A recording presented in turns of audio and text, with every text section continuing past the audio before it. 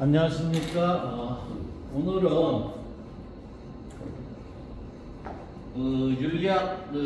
윤리학연구소 60번째 두 번째 내용을 하도록 하겠습니다. 지난번에 인간과 자연의 관계에 관한 다양한 입장에서 인간 중심주의, 동물 중심주의, 생명 중심주의 여기 개요까지 했을 거예요. 개요. 그래서 개요까지 하고 오늘은 개요 다음으로 이어지는 부분을 하도록 하겠습니다. 자, 인간 중심주의라고 얘기하는 것은 인간만이 도덕과 윤리를 행할 수 있기 때문에 우리는 인간이 이 도덕과 윤리를 행하지 못하는 애들에 대해서, 그 모든 존재에 대해서 인간은 목적을 위한 수단으로서 얘네들을 모두 도구화했다고 그랬어요. 이렇게 얘네들을 도구화해서 우리는 수단으로 삼아도 된다라고 이렇게 얘기를 했습니다. 그런데 여기에 대해서 이제 아니다. 이 동물들도 1년만 살면 얘네들의 삶의 주체가 될 수가 있고 그들도 쾌락과 고통을 느낄 수 있는 능력이 있다. 그러니 쾌락에 대한 이익에 대한 평등 고려의 원칙에 의거해서 우리는 인간뿐만 아니라 동물까지 도덕적 고려의 범위를 좀 확장해 달라라고 얘기하는 게 신호의 입장이었죠.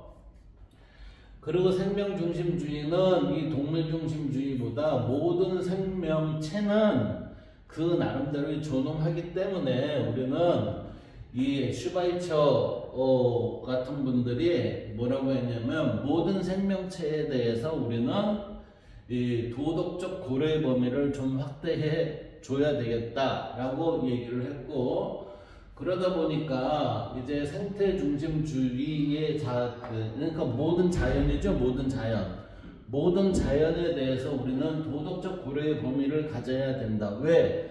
지금 우리는 자연을 도구화하고 수단을 했기 때문에 지금 자연이 망가지면서 인간의 삶도 언제까지 이게 과연 존속이 될 수 있을까라는 불안함이 있잖아요.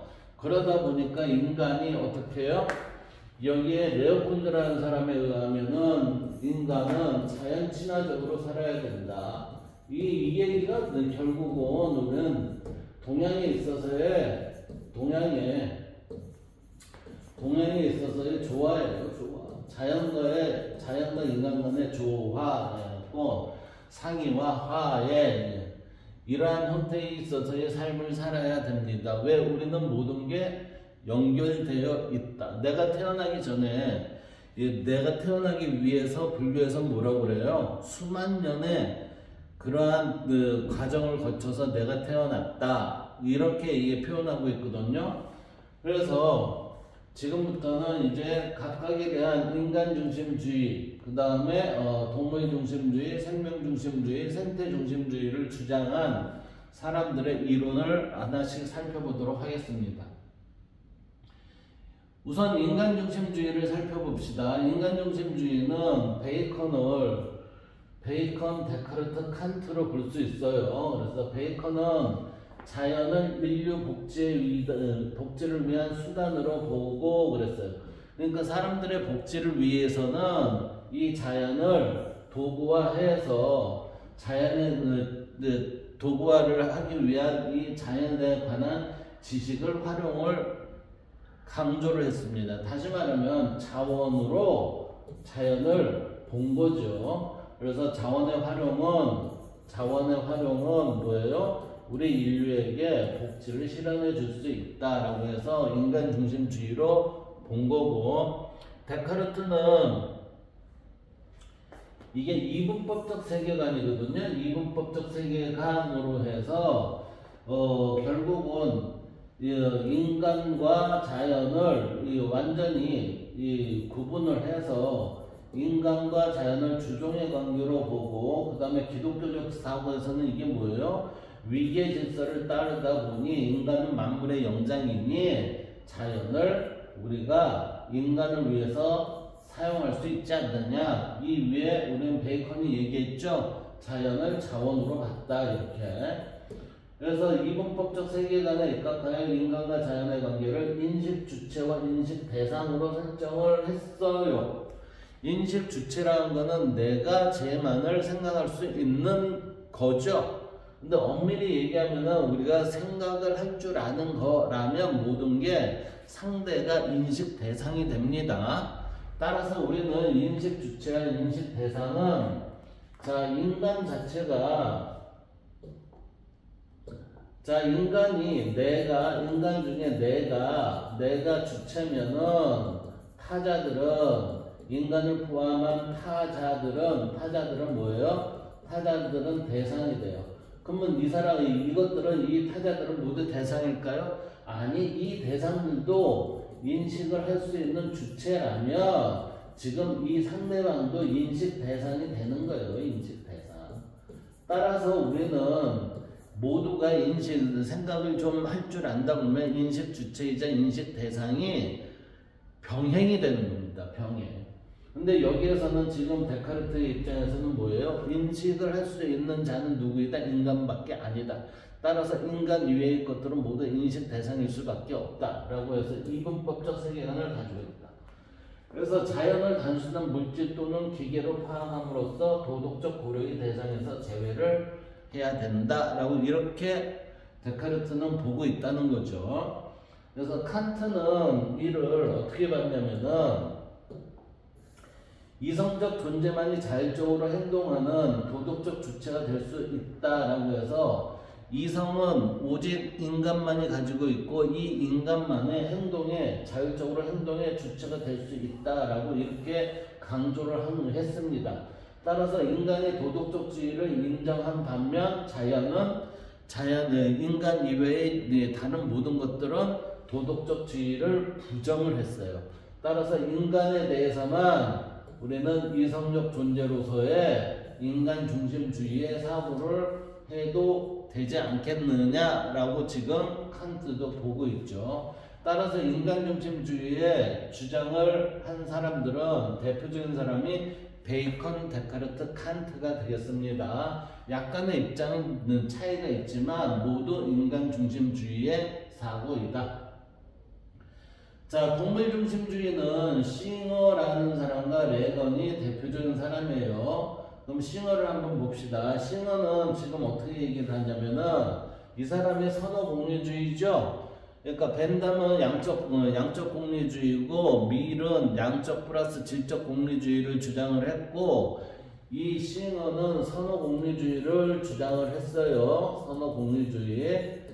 예, 그래서 이 선어공리주의는 공리주의에 기초해서 쾌보 감수 능력 이 얘기가 뭐냐면은 쾌락과 고통을 느낄 수 있는 존재라면 얘는 도덕적 고려의 대상이 돼야 된다라고 주장을 하는 겁니다. 그래서 이러한 주장이 된다면은 고통보다는 쾌락이 이 쾌락 부분에 해당하는 이익은 모두가 동등하게 이익평등 고려 원칙에 의거 동물이 고통을 저급하게 여기거나 무시하는 행위는 이러한 행위를 하고 있는 인간들에 대해서는 종차별주의 아니냐? 너희 종만 어떻게 인정을 하고 다른 종에 대해서는 무시를 하느냐? 이런 종차별주의라는 말을 쓰게 됩니다.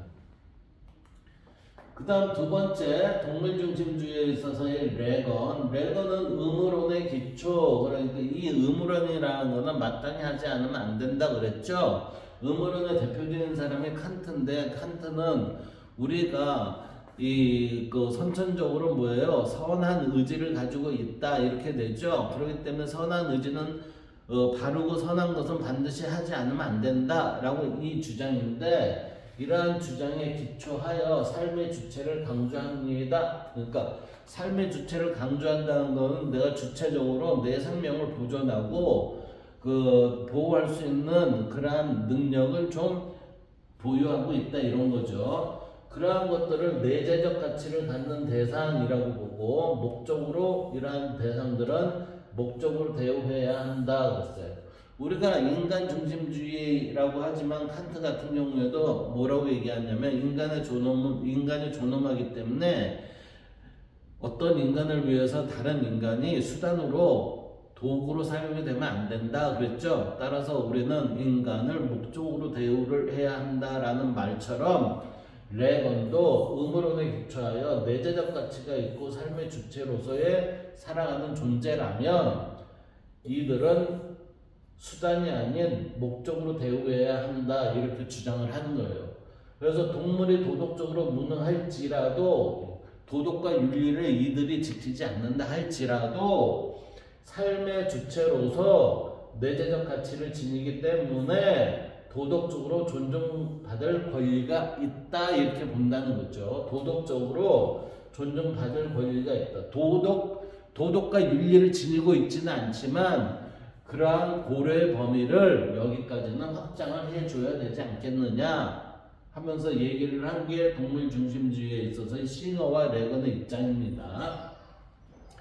이제 생명 중심주의를 봅시다. 생명 중심주의는 슈바이처 이 사람이 생명 외경을 강조했어요. 이 얘기는 모든 생명은 존귀한 것이다. 그래서 모든 생명은 살고자 하는 의지를 지니고 있으며 그 자체로 신성하다 그랬어요. 그러니까 이 얘기는 결국 뭐죠? 모든 생명은 살고자 하는 의지를 지니고 있기 때문에 이 의지를 포기하는 자살과 같은 행위는 그거는 죄악이에요. 죄악. 그래서 자살은 하면 안 되는 거고 이 살고자 하는 의지를 가지고 있는 모든 생명들은 그 자체로 신성하다. 따라서 이러한 것은 뭐죠? 생명 외경 강조라는 것은 생명을 고양하는 것으로서 우리는 서원함을 얘기를 하는 거예요. 그래서 이 생명을 훼손하는 것을 우리는 악이라고 해서 생명을 함부로 죽여서는 안 되며 나쁜 것이니까 이게 죽이면 안 된다는 거죠. 그에 대한 도덕적 책임을 자각해야 한다. 그러니까 우리가 선과 악의 개념을 생명을 존중하느냐 생명을 존중하지 않느냐를 선과 악으로 슈바이처는 구별을 했습니다. 그래서 우리는 악의 행위는 생명을 가벼이 여기는 행위는 도덕적 책임을 자각해야 한다. 잘못됐으면 스스로 좀 느껴야 된다 이 얘기죠. 그리고 테일러라는 사람도 생명 중심주의를 주장을 했어요. 테일러는 목적론적 삶의 중심 이게 중심을 강조를 해서 모든 생명체는 의식의 여부와 관계없이 이 얘기는 뭐죠? 생각을 한다, 이성적이다 이런 것과는 관계없이 자기 보존과 행복을 지향합니다 이랬어요. 자기 행복과 뭐는데 자기 보존과 행복을 지향하는 것. 우리는 어떤 것을 선택을 할 때 그게 악이든 선이든 간에 이 사람은 자기가 이것을 선택하면 행복해질 수 있겠지라는 바람에서 선택을 하는 거예요. 그거와 똑같은 의지로 우리는 봐줘야 된다는 얘기죠. 이것을 우리는 목적론 삶의 중심이다 라고 보는 겁니다. 그러니까 모든 살아있는 생명체들은 얘네들이 선택하는 모든 것은 뭐를 향하도록 되어 있다? 행복이라는 걸 향하도록 되어 있다 이 얘기예요. 그것이 곧 목적론적 삶의 중심이 동일하다 이렇게 보는 거죠. 그래서 자신의 고유한 방식으로 이 생명을 유지하는 데는 자신의 고유한 방식으로 자신의 선을 추구하는가 아니냐 이렇게 우리는 살펴보고 이러한 선을 추구하는 것은 내재적 존엄성을 우리는 부여해야 한다 이런 거고 인격체와 다름없는 내재적 존엄성을 지님으로 도덕적으로 고려되어야 한다라고 지금 이렇게 보고 있죠. 테일러의 입장에서는 결국 모든 생명체는 그들의 선택이 자기의 삶을 보존하기 위해서 행복함을 선택을 하는 거 아니냐? 그렇기 때문에 우리는 그들을 목적론적 삶의 중심에 있다 이렇게 본다는 얘기죠.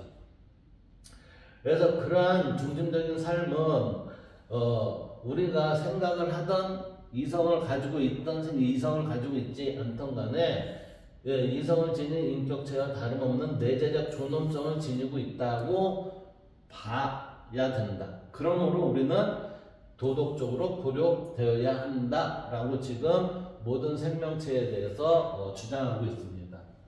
그 다음 생태 중심주의. 이거는 생태라고 하는데 모든 자연 이렇게 얘기를 해도 돼요. 그래서 레오폴드하고 네스가 주장을 하는 게 생태 중심주의예요. 그래서 대지랑 이게 뭐죠? 그리고 지구랑 자연의 모든 존재가 서로 그물망처럼 얽혀있는 생명 공동체라고 하며 대지윤리를 주장했다. 그러니까 지구에 있는 모든 살아있는 생명체들은 생명의 공동체입니다.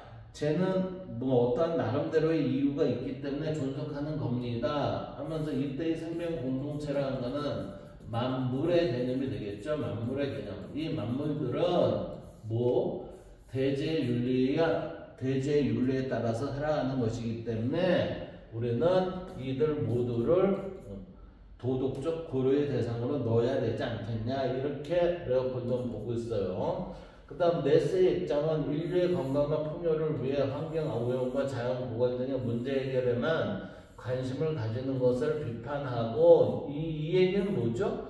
인간만을 위한 그러한 주장은 비판을 하고 세계관과 생활 양식 자체를 생태 중심적으로 바꾸는 심층적 생태주의를 주장했다.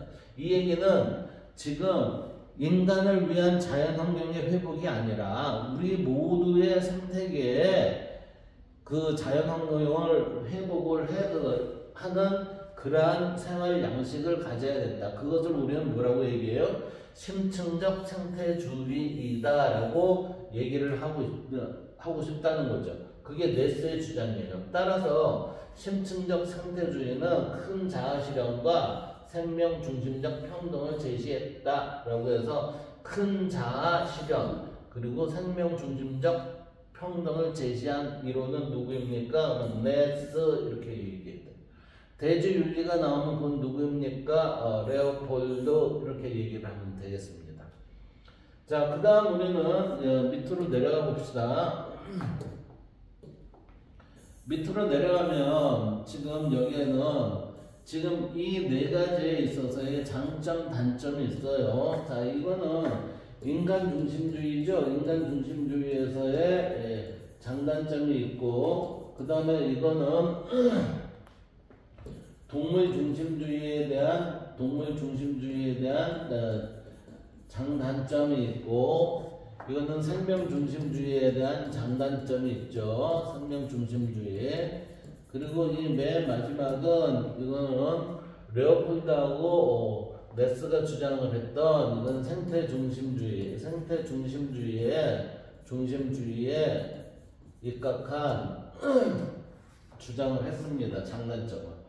그래서 여기에 인간 중심주의를 주장한 사람은 누구였냐면은 우리가 저기 칸트, 데카르트 그 다음에 칸트, 데카르트 그 다음 맨 먼저 나온 사람이 누구였죠?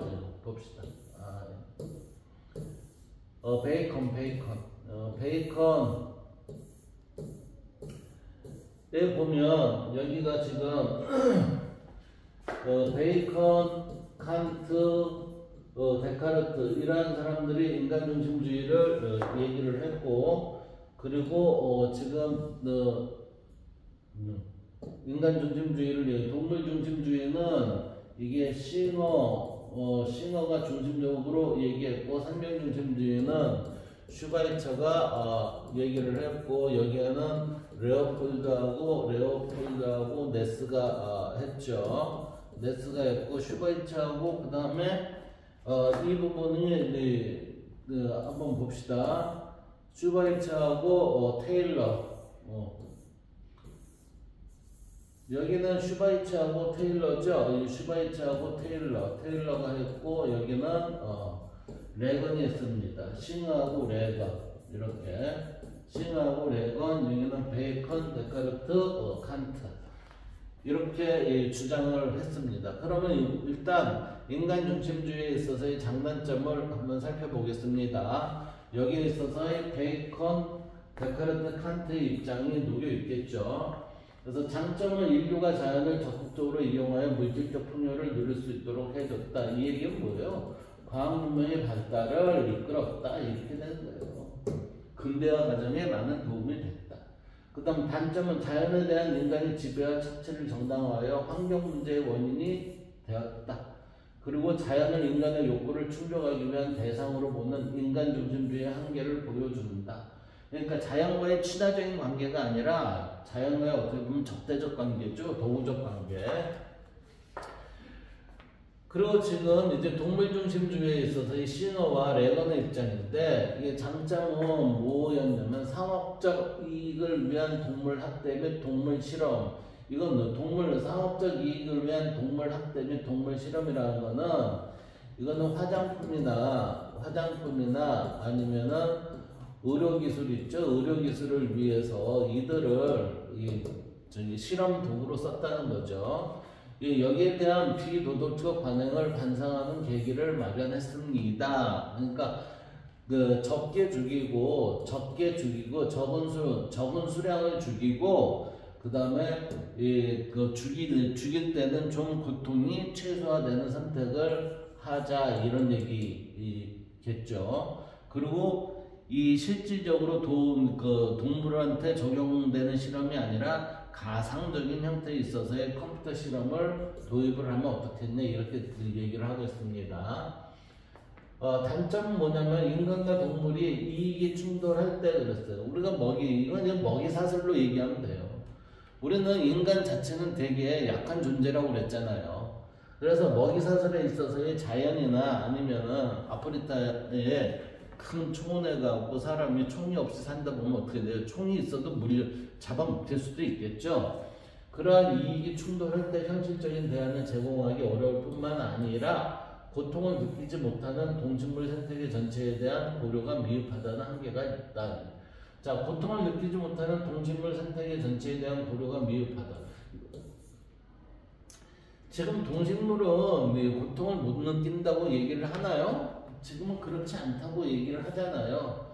그러니까 이 당시에 지금 시너나 레건이 얘기했던 그 시대와 지금의 시대는 약간 차이가 있는데, 지금 이 부분으로 우리는 시험을 봐야 되니까 이렇게 이해를 해야 되겠습니다. 그 다음 우리는 생명중심주의에는 슈바이츠하고 테일러가 있었어요. 슈바이츠하고 테일러가 있는데, 장점은 도덕적 고려의 범위를 생명체까지 확대하니까 모든 생명이 소중함을 일깨워 주겠죠. 단점은 생태계 전체를 고려한 것이 아니에요. 그래서 생명 있는 것만 하다 보니 오늘날 환경 문제를 극복하는데 한계가 있다, 이렇게 되는 거예요. 이러한 문제가 있으니 우리는 생태 중심주의라는 게 나오게 된 거죠. 그 생태 중심주의는 레오폴드하고 네스가 주장을 했어요. 여기에 대한 장점은 환경 문제를 해결하기 위해, 그러니까 결국 뭐죠? 이 환경의 오염 문제를 이걸 해결을 하기 위해서 우리는 이 친환경적인 삶을 살고자 한다면은 생태가 온전하게 보존이 돼야 된다, 이렇게 보는 거죠. 그래서 전체에 대한 포괄적 시각이 필요함을 일깨운다, 이렇게. 그리고 단점은 개별 생명체를 희생시키는 환경 파시즘으로 흐를 가능성과 인간 개입을 허용치 않기 때문에 환경 보존을 위한 구체적 방안 제시가 어렵다. 이 구체적 방안이라는 것은 인간이 활용할 수 있는 거가 뭐가 있느냐, 이렇게 볼 수 있는 건데, 이게 생태 중심주의로 전부 살펴봤을 때는 이런 구체적 방안 제시가 좀 어렵다, 이렇게 보이는 거죠. 지금 생태계를 살렸던 우리 코로나의 이 전염병 문제가 결국은 2년 동안 저희가 사람들은 힘들었지만 자연 생태계는 이 복원을 하기 위한 좋은 2년의 기간이었다고 그러잖아요. 그래서 지구에 이 오존층이 뚫려 있었던 것들이 제법 메꿔지기도 하고 그랬다는 그 당시에 기사를 볼 수 있습니다. 그 다음 봅시다. 지금 여기에서 보면 인간과의 관계만 1, 2, 3, 4 이게 결국은 이거는 1은 인간 중심주의고, 이거는 동물 중심주의고, 이거는 생명 중심주의고, 이거는 생태 중심주의의 이 내용이 1, 2, 3, 4로 돼 있어요. 따라서 인간중심주의는 인간과의 관계만을 도덕적 관계로 인정하고 인간 외의 모든 것은 인간을 위한 도구, 수단일 뿐이다 이렇게 봤다는 거죠. 그 다음 이제 동물중심주의는 동물까지 인간과 동물까지의 도덕적 범위를 확대하고 그 외의 모든 것은 인간과 동물을 위한 도구일 뿐이다 이렇게 본다는 얘기예요. 세 번째는 살아있는 생명, 이 생명이 있는 모든 것으로 도덕적 고려 범위를 확대를 하죠. 그 외에 무생물은 생물을 위한 도구일 뿐이다 라고 하는 거죠. 그러니까 대상까지는 도덕적 고려의 범위를 확대를 하는데 그 외에는 뭐예요? 우리는 모두가 도구이다 이렇게 얘기가 되는 겁니다. 네 번째는 생태계 전체예요. 그러니까 자연이라고 할 수 있겠죠. 도덕적 고려의 범위를 자연까지 확대하는 전일론적 입장은 모든 것이 각각의 알맞는 위치와 역할에 있음을 말하는 것이다. 그러니까 이거는 뭐예요? 자연스러움을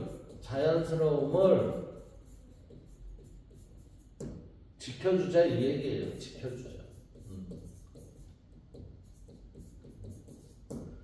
그래서 이 1, 2, 3, 4의 4개의 포함 관계는 어떻게 되냐면은 인간만이 하니까 제일 작은 소규모의 혜택이 있는 거고, 그 다음 동물 중심주의는 동물까지 우리가 고려를 하고, 또 생명 중심주의는 살아있는 생명체 모두까지만 이게 도덕적 고려의 범위를 확대하는 거고, 생태 중심주의는 살아있는 생물이나 죽어있는 생물이나 모든 유무생물 전부가 우리는 도덕적 고려의 범위가 돼야 된다. 이건 결국은 뭐예요? 생태중심주의는 모든 자연계에 대하여 이렇게 되겠죠, 이게.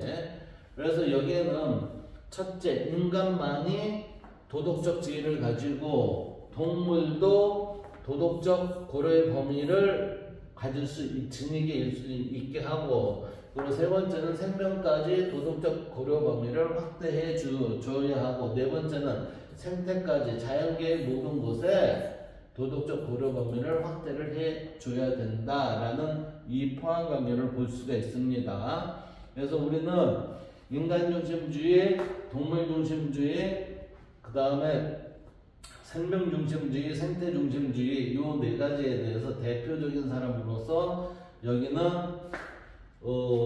베이컨, 데카르트, 칸트로 이어지고, 여기 동물 중심주의는 시그너와 레건이 있고, 그 다음에 여기 생명 중심주의는 슈바이츠하고 테일러가 있었고, 그리고 여기에 생태 중심주의는 레오폴드하고 메스라는 사람이 있었다는 것을 우리는 생각을 하고 있어야 됩니다.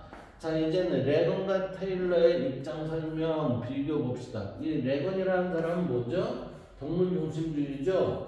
테일러는 뭐죠? 생명 중심주의죠. 따라서 여기 입장 설명을 보면 레건은 고통과 쾌락을 느끼는 동물은 쾌후 감수 능력이 있는 동물은 의무론에 기초한 도덕적 범위에 당연히 포함되어 목적으로 대우해야 합니다. 이렇게 레건은 얘기하고, 테일러는 모든 생명체는 생명 중심주의죠. 자기 보존과 행복을 위한 행복을 자신의 고유한 방식으로, 그러니까 이 자기의 고유한 방식은 삶의 주체로 자신의 선을 추구한다는 점에서 도덕적으로 고려되어야 한다 이렇게 보고 있죠. 그래서 레건과 테일러의 입장이 여기는 동물 중심주의고 여기는 생명 중심주의로서 얘는 의무론적 관점, 여기는 선을 추구한다는 점에서 자신의 고유한 방식으로 선을 추구한다는 점에서 도덕적으로 고려돼야 한다라고 이렇게 보고 있다는 겁니다. 자, 이제 환경 문제에 대한 윤리적 쟁점을 한번 봅시다. 그러니까 환경 문제에 대한 윤리적 쟁점은, 자 보세요. 다양한 환경 문제가 있는데 우리는 이 크게 보면 세 개로 볼 수 있어요. 기후 전 문제.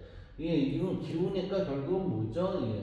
이게 공기에 지금 문제가 생길 수 있다. 이거. 미래 세대에 대한 책임 문제. 이게 뭐예요? 후손에 대한, 자손들에 대한 이게 불가피성 이거를 얘기하고, 생태지속 가능성. 이건 결국 뭐야? 지구라는 행성에 대한 문제를 얘기하고 있잖아요. 그러니까 점점 이게 커지는 거지. 이게 확대되는 거지. 이런 확대되는 환경 문제를 지속적인 생존 또는 생명을 보존하기 위한 삶으로 개선이 돼야 되겠다라고 보는 거죠. 그래서 일단은 이 세 개의 문제 중에 각각으로 이제 한번 살펴보도록 합시다. 첫 번째 기후적인 문제는 기후변화에 따른 불평등함을 해소함으로써 실현되는 정의죠. 그래서 형평성의 관점으로 우리는 기후 문제를 볼 수 있다. 자, 기후가 공기가 안 좋다는 것은 누구 때문에 그래요? 공장이 많이 있기 때문에, 자동차가 많이 있기 때문에 이산화탄소가 발생이 되거든요. 그러니까 결국은 선진국들은 많은 이산화탄소의 발생국이 되고, 후진국은 그러한 산업 발전도 안 되고 자동차도 적으니 이 자연적인 형태에 있어서 이 삶의 구현이 오히려 더 될 수 있었다, 이렇게 보는 거죠. 그래서 기후 변화라는 보면 다양한 생물종의 감소와 멸종으로 이어지고 농토의 사막화가 되고 식량 생산이 감소하고 홍수와 해수면 상승이 되고 환경 난민이 발생이 될 수 있다는 이러한 결과를 예측할 수 있다. 자, 기후 변화에 따른 불평등 해소와 기후 정의 실현을 위한 방법. 여기에는 선진국들의 기후 변화에 따라 피해를 본 나라들의 적극적인 보상과 지원을 해야 된다. 이건 뭐죠? 유엔에서 적극 동참을 하도록 유도를 해야죠. 그래서 힘센 선진국 같은 경우에, 특히 미국 같은 경우에 마음에 들면 하고 마음에 안 들면 나 안 해, 이런 식으로 하면 안 된다는 거죠. 결국은 어디 문제요? 지구 행성의 문제를 이 지구 행성의 문제는 우리는 자손들의 문제로 넘어간다, 이렇게 되는 거죠. 그래서 이거를 해야 됩니다. 정의의 관점에서 선진국은 개발도상국의 책임 있는 자세를 지녀야 한다. 왜요? 여기에서 이산화탄소가 많이 나오기 때문에. 자, 2-2는 각 국가는 온실가스, 국가가 아니라 국가입니다. 각 국가는 온실가스를 줄이기 위해 노력해야 한다. 즉 CO2 감소 정책을 해야 합니다. 그랬어요. 그리고 세 번째는 탄소 배출권 거래 제도를 통해 각 국가에 할당된 온실가스 배출량 의무를 성실히 수행해야 한다. 탄소를 이 정도 이상으로 발생시키면 안 됩니다라는 하나의 제약이죠. 제약, 규제, 이렇게 되겠죠.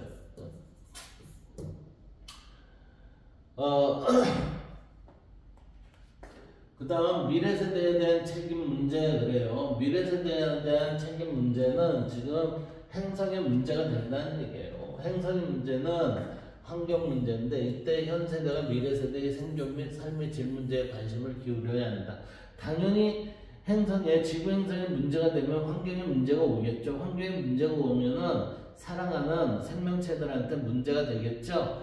그러니까 사람의 후손이라 하더라도 자손이라 하더라도 이 피해는 벗어날 수 없다, 이 얘기예요. 결국 따라서 우리는 생존 및 삶의 질 문제를 고양시키기 위해서는 이러한 환경 문제를 극복해야 되는데, 그러기 위해서는 깨끗한 환경을 만들어야 돼요. 깨끗한 환경이 된다는 얘기는 토양이 비옥해지고 신선한 물과 공기가 있고 에너지 등이 잘 발생될 수 있도록 그렇게 해야 된다, 이 얘기죠. 그래서 이 미래 세대에 대한 책임 문제를 요나스의 입장에서는 두 개의 개념으로 책임의 원칙으로 보고 있습니다. 첫째는 미래 세대의 존재를 보장하자. 두 번째는 미래 세대의 삶의 질을 배려를 하자. 이렇게 주장을 하면서 이 주장을 우리가 이행해야 할 책임이다 라고 해서 책임의 원칙, 이거는 정원 명령화 했습니다. 뭐뭇을 하지 않으면 안 됩니다 라는 식으로 바꿨다는 거죠. 그래서 요나스의 입장을 보면 책임의 원칙에서 보세요. 첫 번째 원칙은 너의 행위의 효과가 지상에서의 진정한 인간적 삶의 지속과 조화될 수 있도록 하여. 자, 진정한 인간적 삶, 그리고 행위의 효과가, 그러니까 너로 인하여 진정한 인간적 삶이 지속과 조화가 될 수 있도록 좀 만들어 주세요. 그 다음 두 번째는 너의 행위의 효과가 인간 생명의 미래 가능성에 관해 파괴적이지 않도록 행위하라. 그러니까 인간의 삶이 생명이 파괴되지 않는 형태에서의 조화를 구축하는 게 좋겠다 이 얘기죠. 그래서 책임의 원칙 첫 번째, 두 번째 개념이 이 개념입니다. 따라서 이 책임의 원칙의 구현은 현 세대가 지녀야 할 덕목을 제시를 해줘요. 그래서 우리는 두려움과 겸손과 검소와 절제 등 이러한 모습을 가지고 있어야 되는데, 특히 태도는 어떤 태도예요? 신독과 같은 태도로 남이 보이지 않는 것을 혼자 있을 때에도 도리에 어긋나지 않도록 조심하여 말과 행동을 삼가할 수 있어야 우리가 지금 이 앞에 두려움, 겸손, 검소, 절제와 같은 것을 행할 수 있지 않겠느냐 이렇게 본다는 거죠. 이제 생태 지속 세 번째, 생태 지속 가능성 문제 그랬어요. 생태 지속 가능성이라는 자연의 문제라고 제가 얘기를 하고, 이거는 지구 행성의 문제입니다. 그래서 개발과 보존의 딜레마에서 개발을 하느냐 보존을 하느냐, 거기에 대한 우리가 애매성이 있다 이 얘기죠. 그래서 이 애매성의 판단의 기준은 생태 지속 가능성을 고려합니다. 이게 생태 지속 가능성이 뭐죠? 이 자연이 피해가 없이 잘 보존될 수 있는 것을 고려를 해서 결정을 하자 이 얘기예요. 그래서 개발론자의 입장은 자연은 보호적 가치를 지니죠. 그래서 환경 문제의 성장과 기술 개발로 이것을 해결할 수 있습니다. 이렇게 얘기를 해요.